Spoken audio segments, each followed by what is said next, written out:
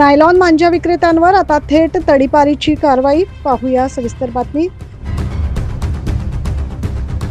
नाशिक शहरासह परिसरात घातक नायलॉन मांजाने आतापर्यंत 2 घटनांमध्ये दोघांचा बळी घेतलाय, तर विविध भागात 12 जण गंभीर जखमी झाले। अनेकांच्या गळ्याला, डोळ्यासह चेहऱ्याला, हाताला देखील गंभीर इजा झाल्याचं बघायला मिळतंय। या पार्श्वभूमीवर शहर पोलिसांनी मोहीम राबवत महिनाभरात 22 ठिकाणी कारवाई केली आणि 22 विक्रेत्यांना अटकच केली आहे, तर यातील 14 विक्रेत्यांवर तडीपारीची कारवाई देखील केली आहे। मांजा वापरणाऱ्या 4 अल्पवयीन मुलांच्या पालकांवर पोलिसांनी थेट गुन्हे दाखल केलेत।